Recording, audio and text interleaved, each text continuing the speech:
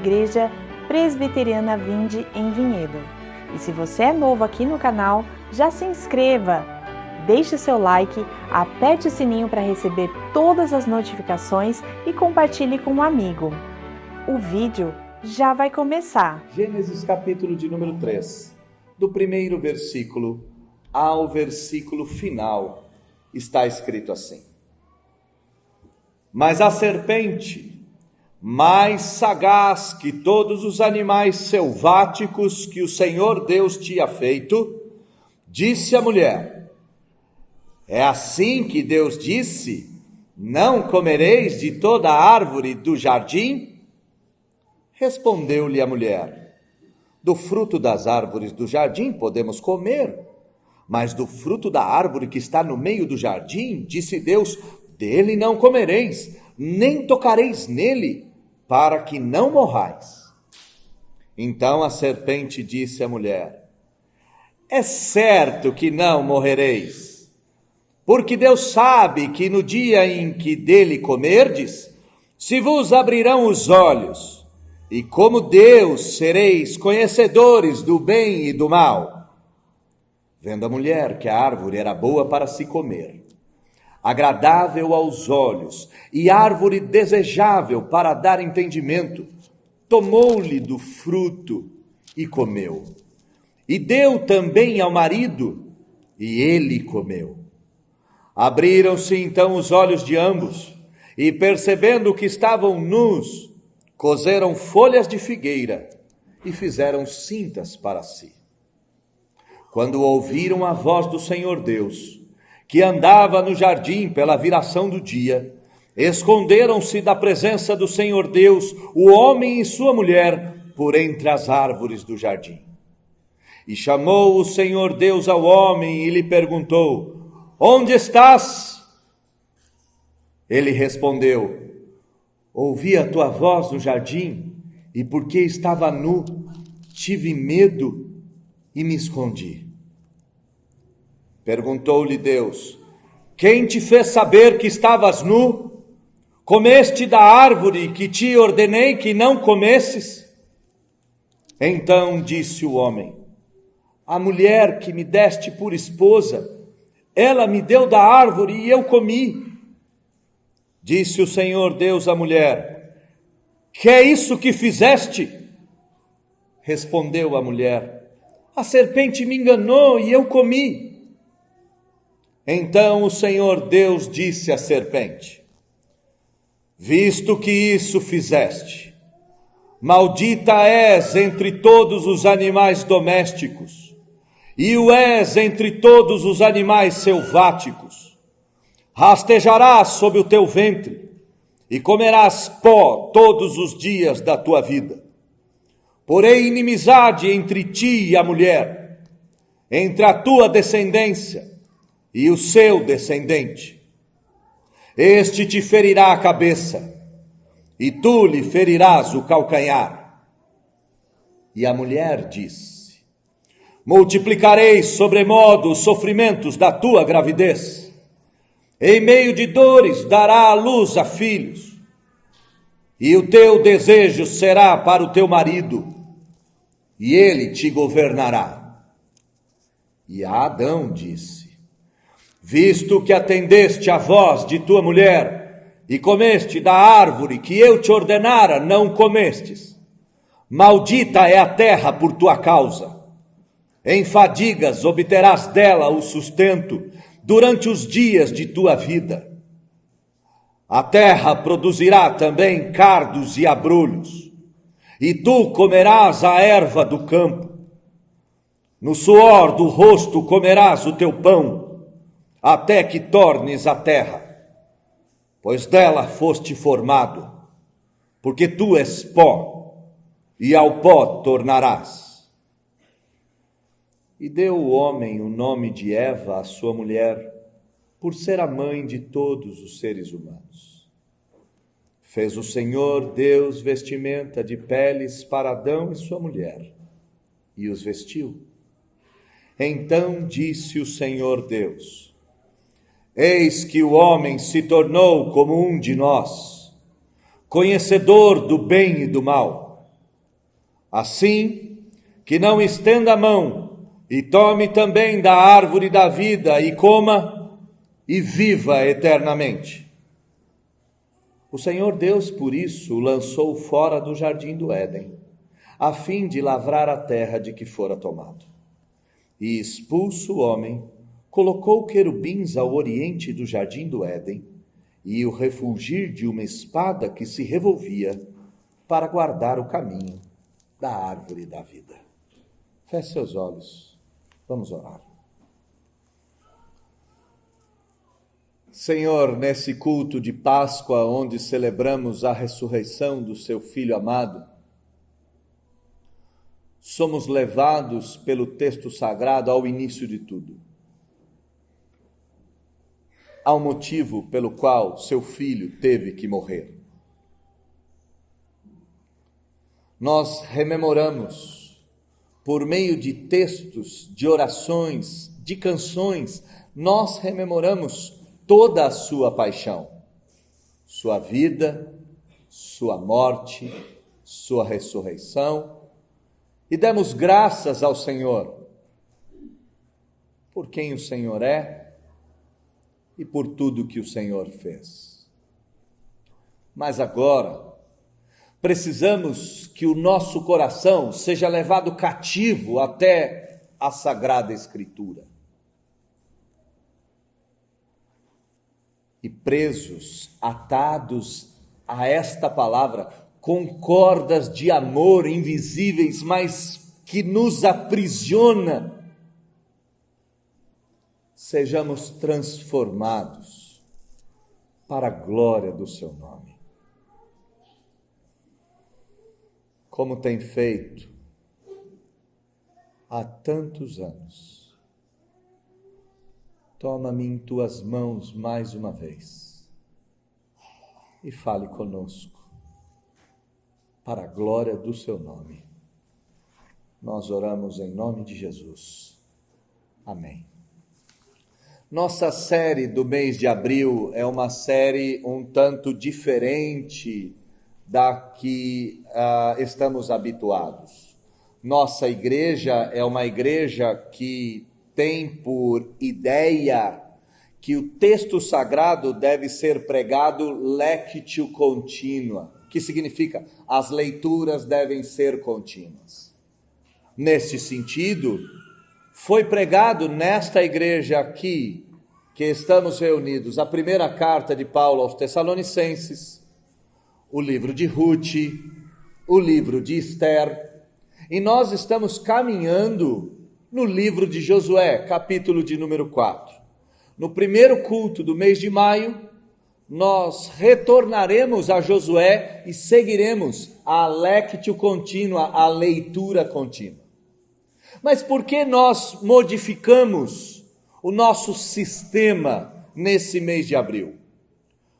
Além de ser o mês da celebração da Páscoa, entendemos que a história do Evangelho deve ser pregada. E a história do Evangelho tem 5 estações. E quando alguém perguntar para você o que é o Evangelho, e você disser, é boa nova, e alguém perguntar, que boa nova é essa? A sua resposta deve caminhar nessas 5 estações. O homem foi criado à imagem de Deus. O homem caiu da presença do Senhor. O homem foi redimido por Deus no Senhor Jesus. O Senhor Jesus consumará todas as coisas e recriará a criação com um novo céu e nova terra. O Evangelho pode ser entendido, então, na palma de sua mão. Criação, queda, redenção, consumação e nova criação. No mês de abril, recriamos o Evangelho. Revivemos o Evangelho. No domingo passado, primeiro domingo de celebração de Páscoa, o texto que foi pregado foi o Salmo de número 8, onde nos contou a maravilhosa história da criação. Hoje, veremos a triste história da queda.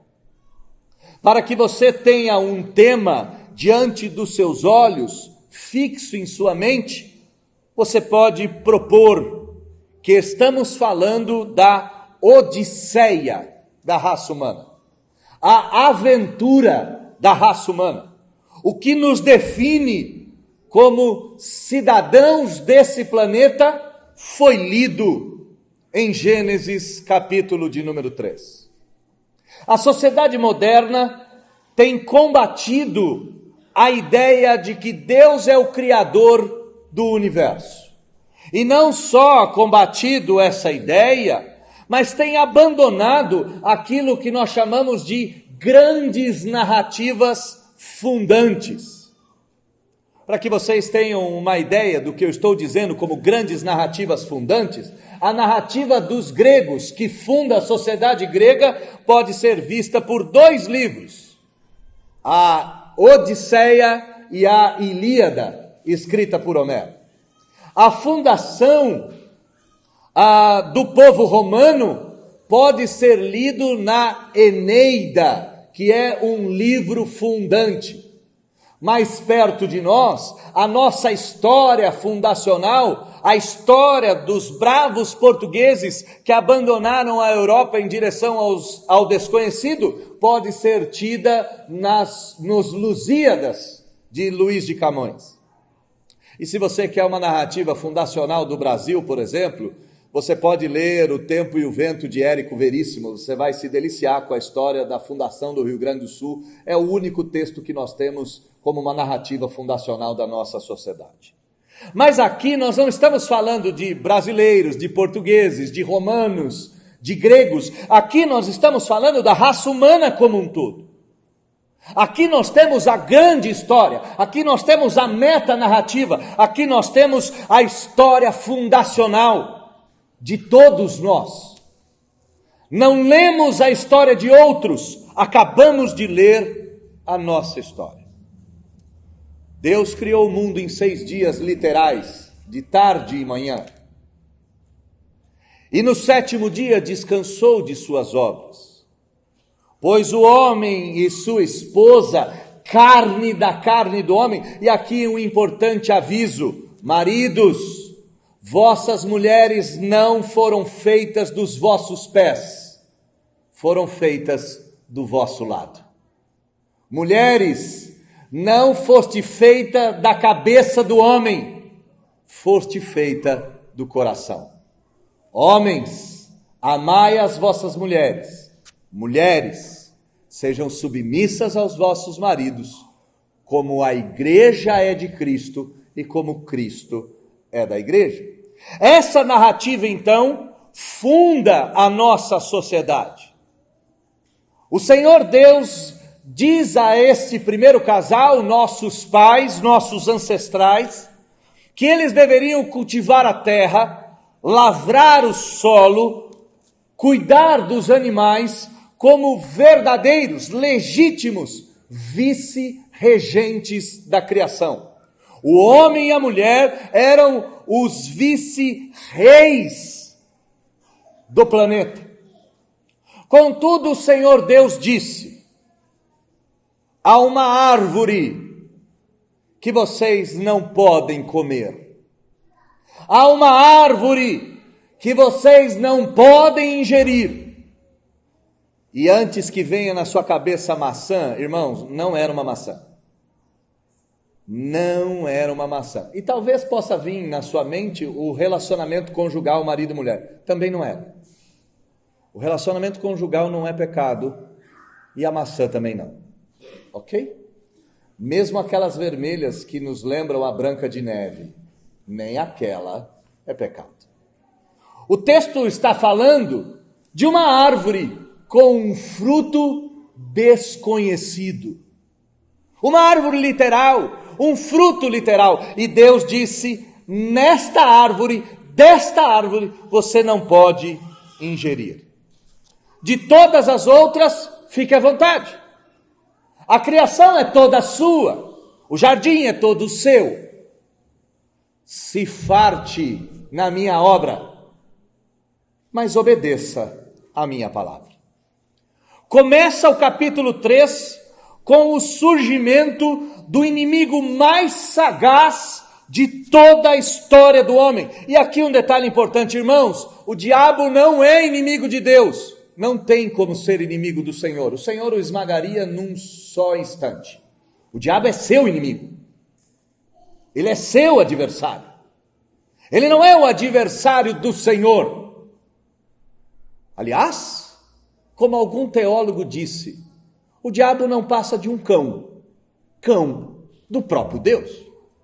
Ele não tem como se rebelar ao Senhor, pois em correntes eternas, não de amor, em correntes de verdade, o diabo está preso. Mas de quem ele é inimigo? Ele é o nosso inimigo.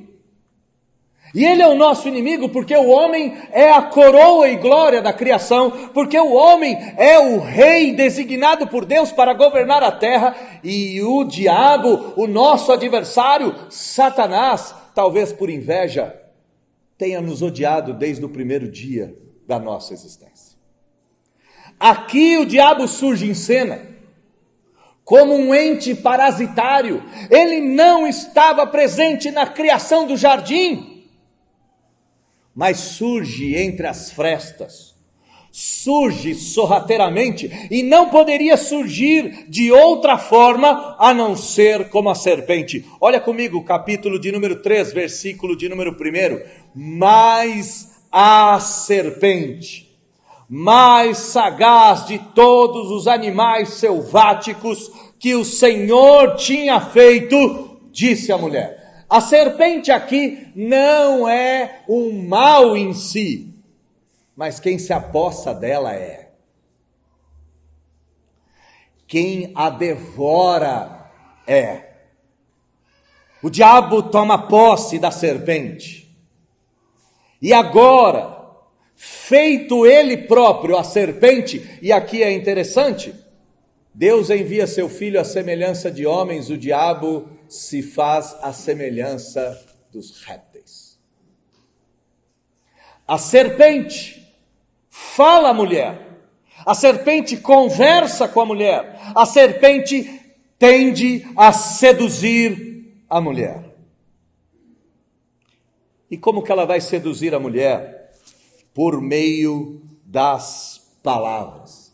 Irmãos, se a fé vem por ouvir, a falta dela também vem por ouvir.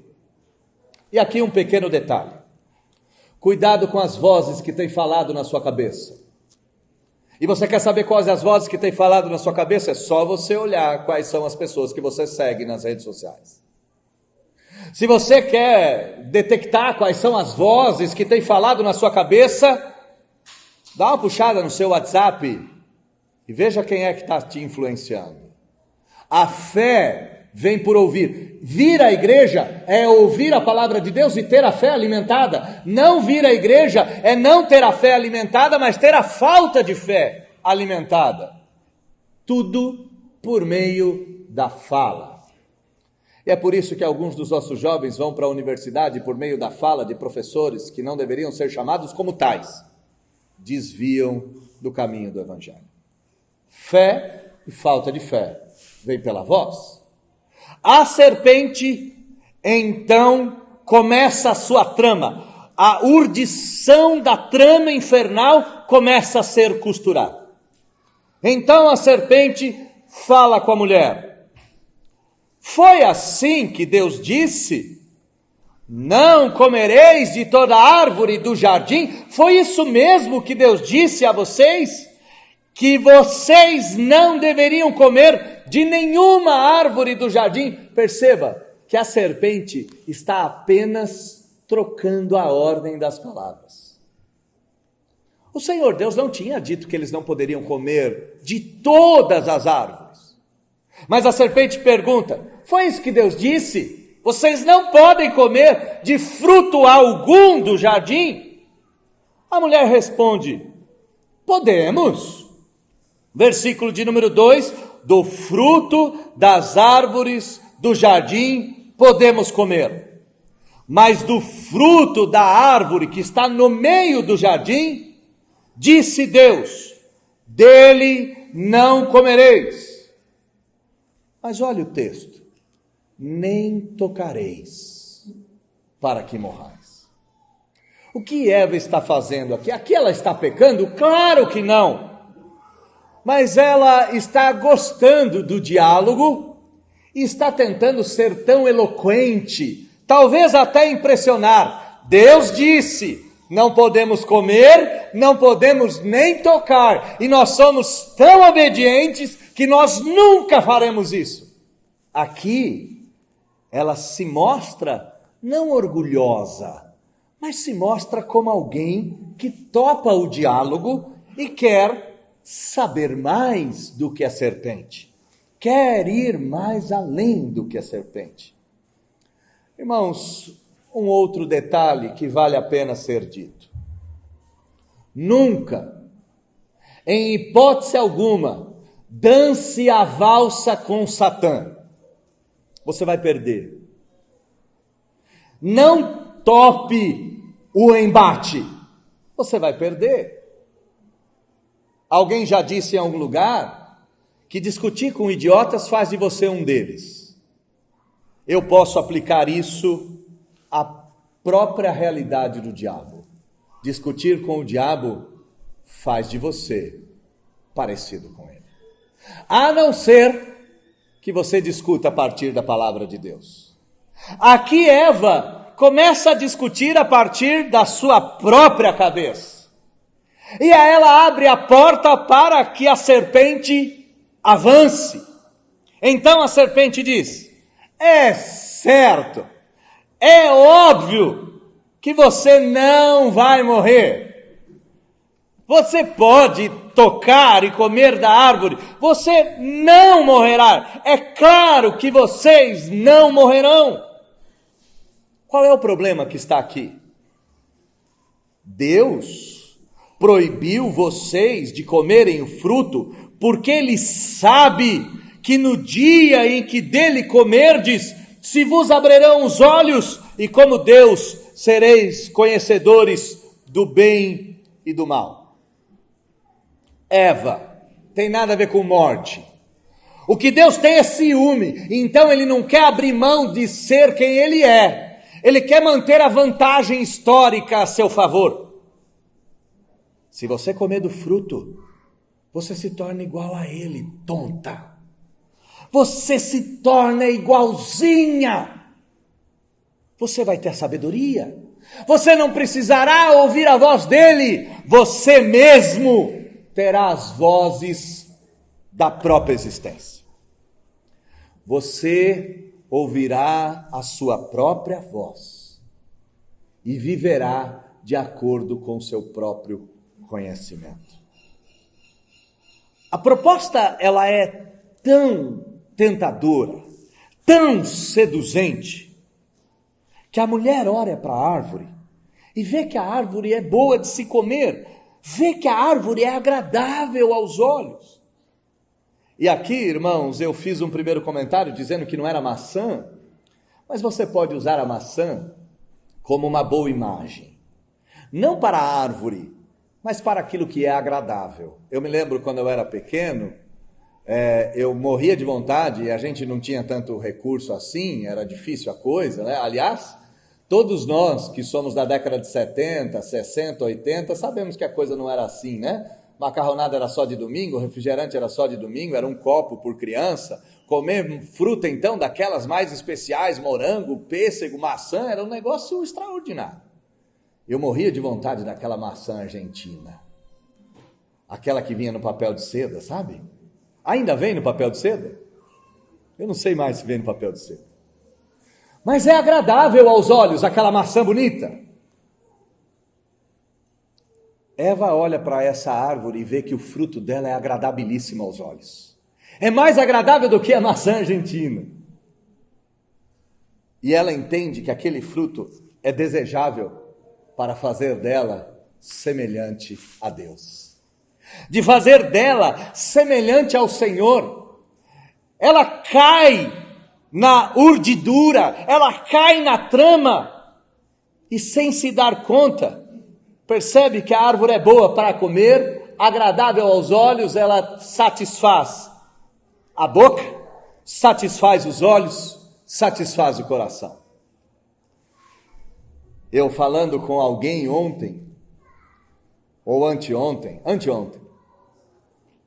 disse que o diabo não coloca uma chave de um Camaro para pegar um passarinho. Ele coloca alpiste.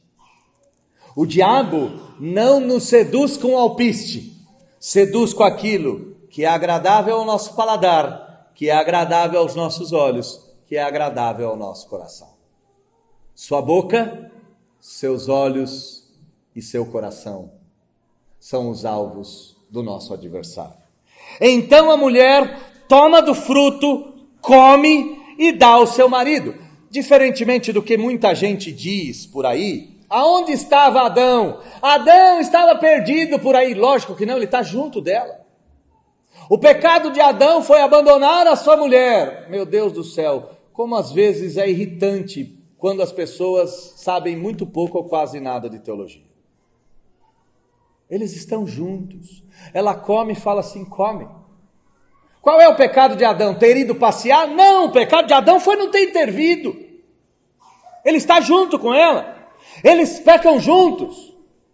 Eu estou dizendo isso porque tem gente que diz assim, tá vendo? A mulher é mais suscetível ao pecado. Irmãos, se a mulher foi feita do coração do homem, da costela do homem, do lado do homem, ela foi feita daquilo que nós somos. Nenhuma mulher é mais suscetível ao pecado do que qualquer um de nós homens. Somos todos sujeitos cujos olhos, cujo paladar e cujo coração é suscetível ao pecado.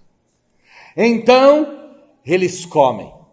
E assim que eles comem, um olha para o outro e percebem imediatamente que estavam nus. E percebem que eles, assim como os animais, estavam na própria pele.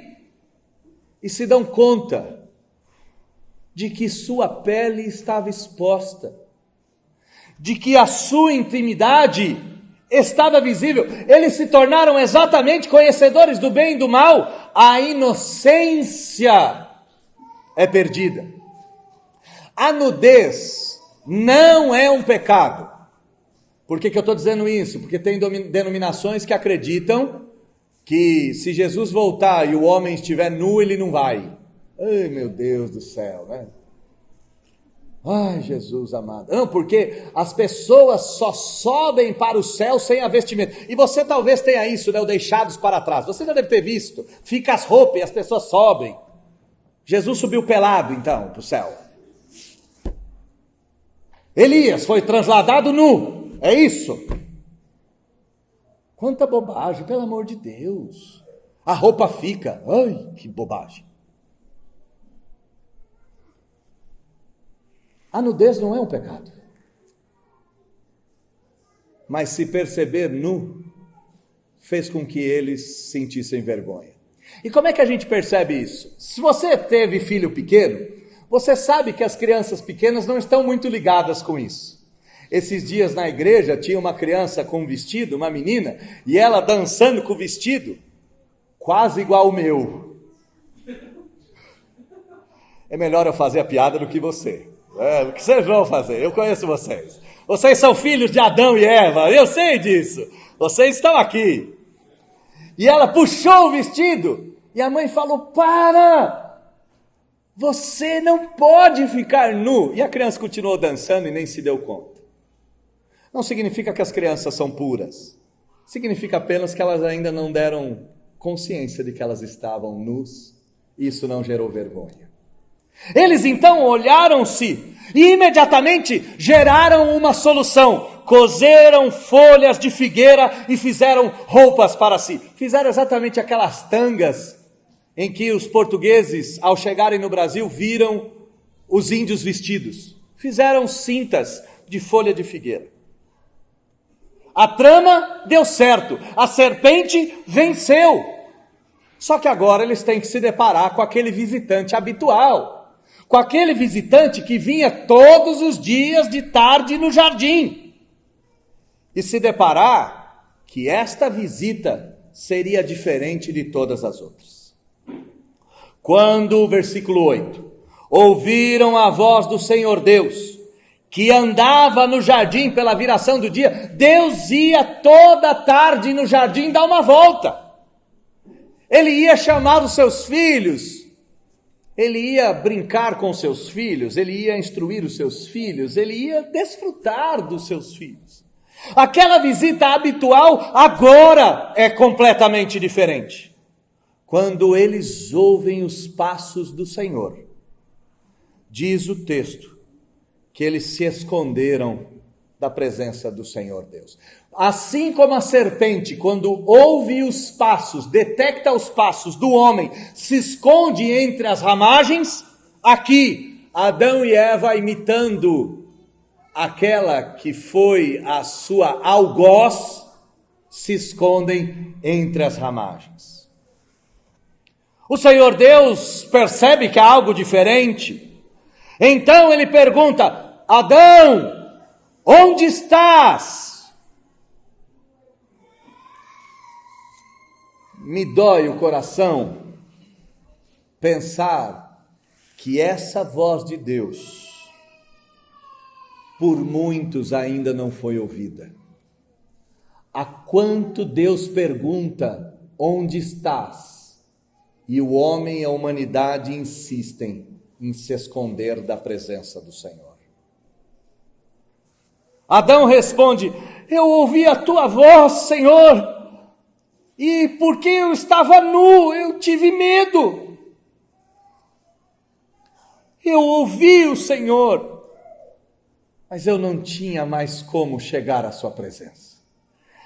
Eu ouvi a sua voz, mas a minha vergonha, o meu medo, o meu pavor, o meu conhecimento do bem e do mal, fez com que eu me escondesse do Senhor. Ao invés de se tornar como Deus, conhecedor de tudo, o homem conhece a sua própria pequenez e diante da glória de Deus se esconde envergonhado. O Senhor Deus, sabendo todas as coisas, mas inquirindo as suas criaturas, pergunta: quem te fez saber que estava nu? Desobedeceste a minha ordem, Adão. Comeste do que te ordenei não comer. Foi isso que fizeste. E aqui começa o grande problema da raça humana. Mulheres, você sabe por que os homens, e eu estou falando dos homens de verdade, eu não estou falando do pai de pet, do criador de samambaia, daquele que usa, eu estou falando de homem de verdade, homem que se for preciso morre por você, não aquele homem que se você for assaltado ele sai correndo, homem de verdade, tá? Esse outro protótipo não é homem. Por que até os homens de verdade não assumem mais a sua responsabilidade?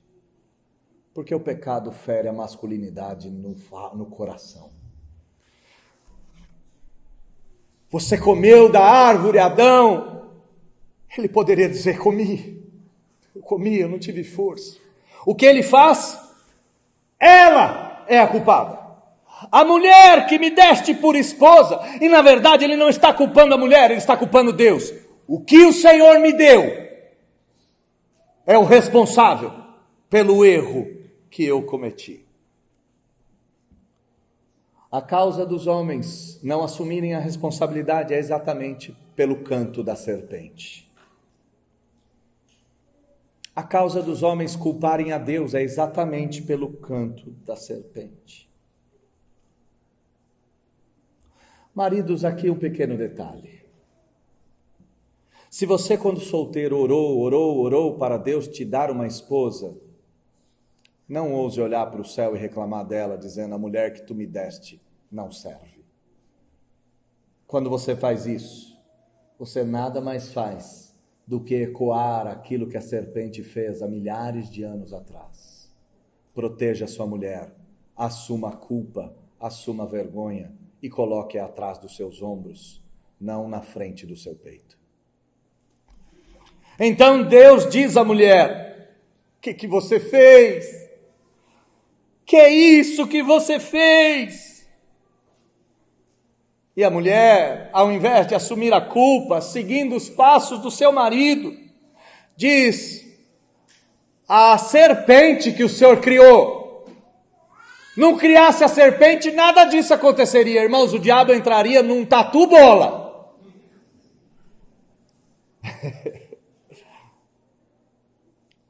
Olha, eu preciso me concentrar no texto aqui. Que eu falei tatu-bola, como a mente é, né? Eu lembrei que quando eu era pequeno eu comia tatuzinho e minha mãe brigava comigo. Que coisa. Pelo amor de Deus, volta para o texto, misericórdia. A serpente me enganou e eu comi. Ela poderia dizer: Deus, eu achei que a árvore era boa, eu achei que a árvore era desejável, eu quis ser como o Senhor. Diz: a culpa é tua. Esse aqui não fez nada. O Senhor também não fez. Deu a serpente, eu comi. O Senhor Deus sentencia de forma cabal. E ele começa de trás para frente. O primeiro réu que será sentenciado é a própria serpente. Visto que fizeste isto, maldita és entre todos os animais domésticos. Maldita és entre todos os animais selváticos. A serpente era um animal doméstico? Parece que sim. Parece que ela era um animal comum nesse momento. Rastejará sobre o seu ventre. Parece que ela não era rastejante. Não sabemos ao certo. E eu também não vou inventar. E comerás pó todos os dias da tua vida. Destruirei a sua existência, disse o Senhor à serpente. Nunca mais viverá entre os homens, nunca mais viverá entre a minha coroa e a criação gloriosa. Rastejará sobre a própria barriga, comerás do pó da terra, pó que eu transformei em glorioso e que você acabou de arruinar. E será assim para sempre. Isso é tão real que até o senso comum nos prova isso. Existem alguns animais que são repugnantes. Rato, aranha, escorpião. Mas eu acho que não existe animal mais repugnante que nos paralise do que uma serpente. Ela assusta. Depois a gente vai até lá e mata, mas o primeiro olhar é que ela assusta. Deus diz: você será inimiga da mulher para sempre. Entre a sua descendência, serpente, e o descendente da mulher, haverá guerra para sempre. O descendente da mulher vai lhe esmagar a cabeça. Contudo, tu lhe morderás o calcanhar. E não é assim? O homem pisa na cabeça da serpente e a serpente morde-lhe os pés. A grande maioria dos acidentes com serpentes ocorrem porque ela pica quando se pisa nela, ou quando ela avança e dá o bote quando se abre a ramagem e a mata para se caminhar.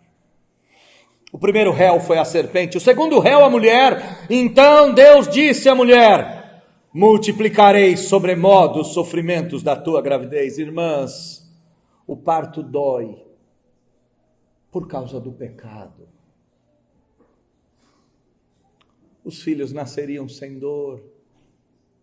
Os filhos nasceriam sem rasgar-lhe o corpo de dentro para fora.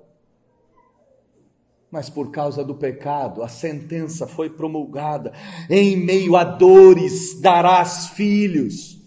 E há algo que define muito a nossa sociedade. O teu desejo será para o teu marido e ele te governará. Sabe quando surge o feminismo? Não é com Simone de Beauvoir. Surge o feminismo aqui. Seu marido lhe será hostil. E você vai te dizer que homens são problemas para sempre. Ai, pastor, o senhor está dizendo que o feminismo nasceu no coração da serpente. Devemos restaurar a feminilidade, não o feminismo. Do mesmo jeito que os homens devem restaurar a masculinidade, não o machismo. Cuidado com as vozes que você escuta por aí. Cuidado com essas vozes. Então chega o terceiro réu. Visto que atendeste à voz de tua mulher, e comeste da árvore que eu te ordenara, não comestes. Maldita é a terra por tua causa. Irmãos, eu não consigo pensar nisso. Eu não consigo experimentar isso. Mas a terra foi amaldiçoada por causa de nós. Os maremotos, os terremotos, os furacões, os tufões, as ressacas marinhas, toda a secura da terra que arde e racha, toda a devassidão e devastidão de um tsunami sem freio, foram fruto do nosso primeiro pecado. Contudo, essa terra maldita ainda será a sua fonte de sustento. Só que agora, você terá que agredir a terra. Agora será em meio a fadigas. Agora você vai esmurrar o solo. Você vai fender o solo. E o solo vai te responder com espinhos, com abrolhos, com cardos. Agora a terra, que era submissa a você, se torna sua inimiga.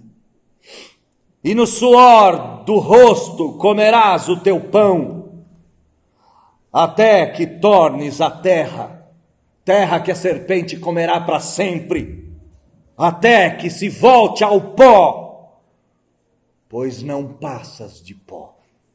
Tem uma discussão rolando na internet esses dias, se o trabalho se o trabalho é bom ou se o trabalho é ruim. Irmãos, o trabalho foi criado por Deus, Deus trabalha até hoje, Ele nos deu um jardim para trabalhar. Trabalhar é bom. Qual é o problema? É que trabalhar dói. E por que trabalhar dói? Por causa da queda.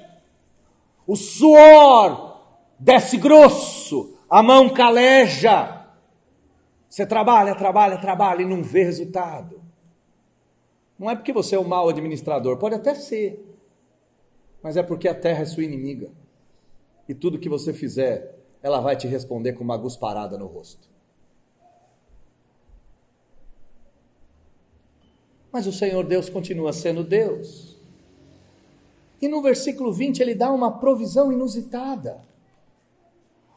Ele simplesmente permite com que a mulher continue sendo mãe. Versículo 20, o homem dá o nome de Eva, porque ela se tornará mãe de todos os seres humanos. E é por isso que eu lhe chamei de filho de Adão e filho de Eva, porque Eva foi sua mãe, sua primeira mãe.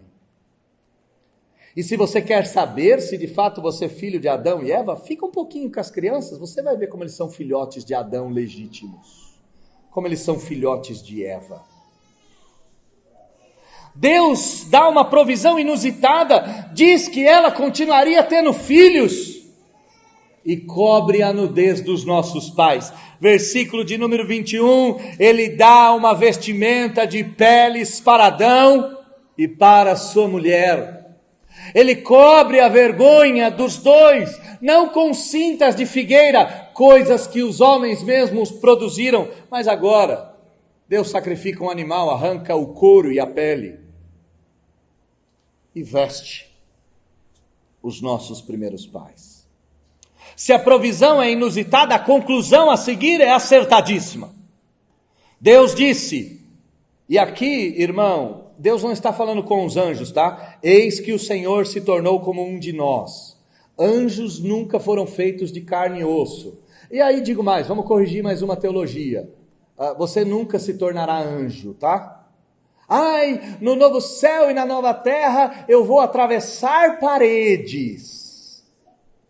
Viu? Jesus faz isso porque ele é Deus, por isso que ele atravessa a parede. Você continuará sendo ser humano para sempre. Ser humano com corpo glorificado não se torna invisível, nem imaterial.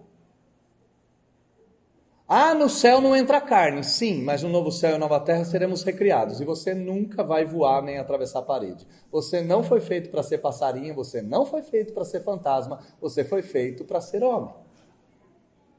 Boa teologia, boas conclusões. Péssima teologia, só besteira. Deus está falando com quem? Com a Santíssima Trindade. Eis que o homem se tornou como um de nós. Deus está falando com o santo consentimento dele mesmo. Deus está falando com a pluralidade intrínseca do seu ser. Apesar de ser um, Deus é múltiplo e ele fala consigo mesmo. E isso está pronto, isso está claro lá no Novo Testamento, quando diz que ele consultou o beneplácito da sua vontade. Deus se reúne com o Pai, Filho e Espírito numa santa, solene reunião de conselho para deliberar o que é melhor. Eis que o homem se tornou conhecedor do bem e do mal como um de nós. E para que ele não se torne pecador eternamente, tiraremos ele da presença da árvore da vida. A conclusão é acertadíssima, a conclusão é perfeita. Se o homem pecou, se ele come da árvore da vida, ele passará a eternidade toda vivendo para pecar. Só que o salário do pecado é a morte, e um banimento precisa ser feito. Versículo 23, o Senhor Deus por isso o lançou fora do jardim, expulsou o homem e a mulher do jardim. Ele não lavraria mais a terra que o fez. Foi da terra do jardim que Deus o fez, agora o homem não mais agrediria essa terra. É lindo o que Deus está falando, Deus está fazendo. Ele vai dizer: do jardim que eu te fiz, você não vai bater nela. Você não vai com suas enxadas, com suas pás, com suas foices, agredir o meu jardim. Você não tocará nele. Você será expulso. Então Deus coloca querubins ao oriente do jardim do Éden e arma esses querubins com uma espada para guardar o caminho da árvore da vida. Irmãos, mais um detalhe aqui. O mundo moderno está tão estranho que a gente precisa explicar coisas óbvias. Crente pode pegar em arma? Depende da ocasião. Porque a arma em si mesmo não é boa nem ruim. E sabe quem é o inventor das armas? Está aqui, versículo de número 24. Deus armou os seus anjos. Foi ele que criou as espadas. Deus armou os seus anjos, ok? Arma em si não é boa nem ruim, e armas não matam. Quem matam são os homens. O que a gente tem que ver nesse texto? Que 5 vítimas foram vitimadas, mas que de alguma forma foram justiçadas. A serpente foi a primeira vítima. Eu não sei como seria o nosso mundo se o diabo não tivesse destruído a serpente. Talvez um pouquinho mais para frente eu consiga me lembrar que no deserto o Senhor Deus fez um poste com uma serpente e todos aqueles que olhassem para a serpente seriam curados. A primeira vítima dessa história é a serpente. A segunda vítima é a mulher. Cada parto, desde esse dia, foi feito em meio a gritos. E se você, minha irmã, teve parto normal, você deve se lembrar a dor lancinante. Agora você sangra. Agora você não consegue mais viver com seu marido. Luta com ele por espaços desnecessários.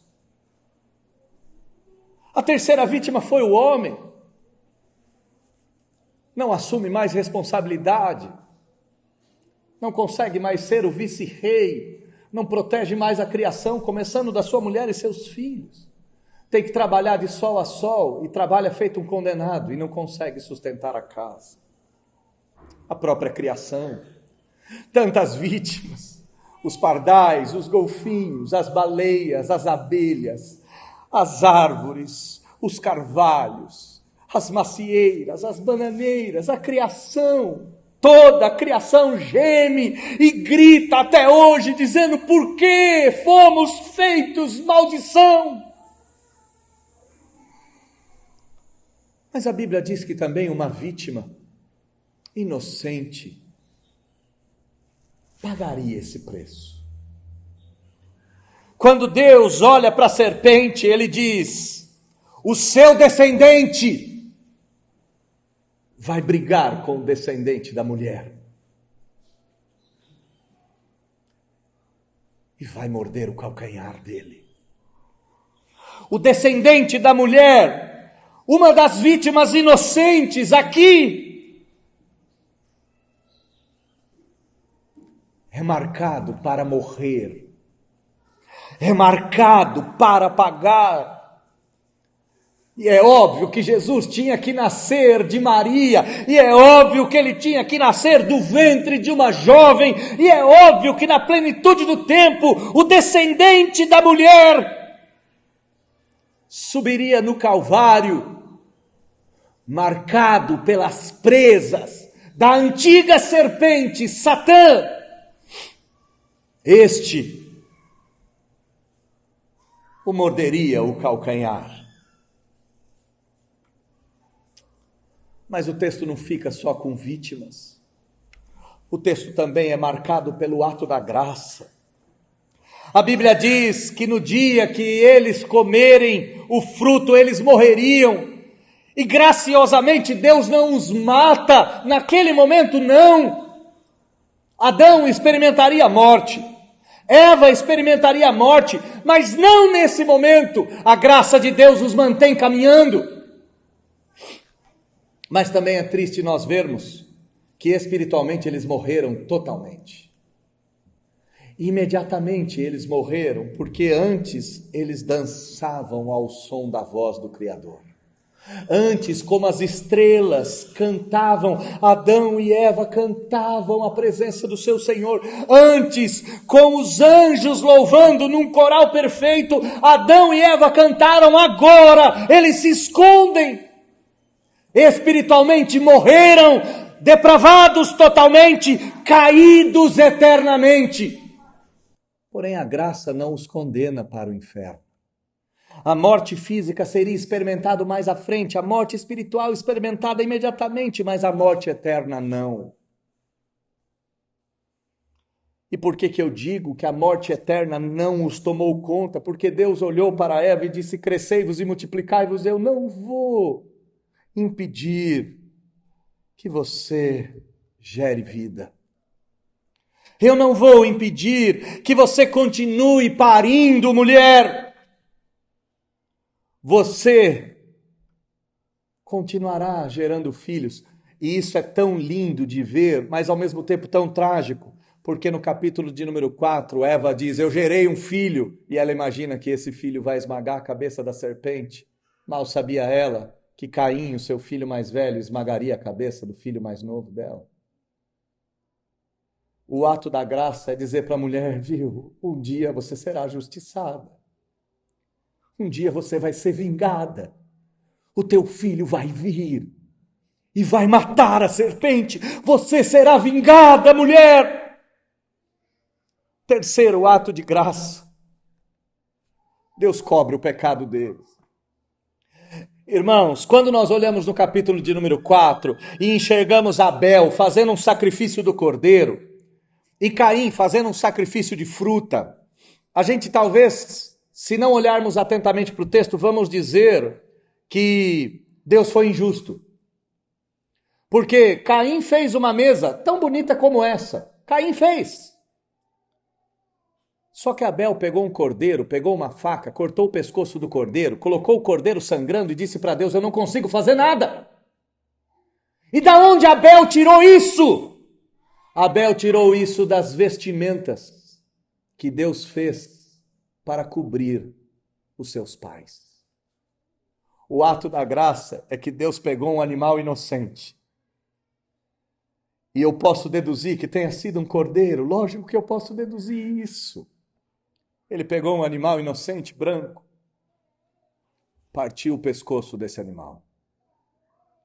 Pegou a pele, ainda manchadas de carmesim, e por causa do sangue cobriu os seus filhos. fazendo vestimentas a ele. E esse cordeirinho que os cobre antes da saída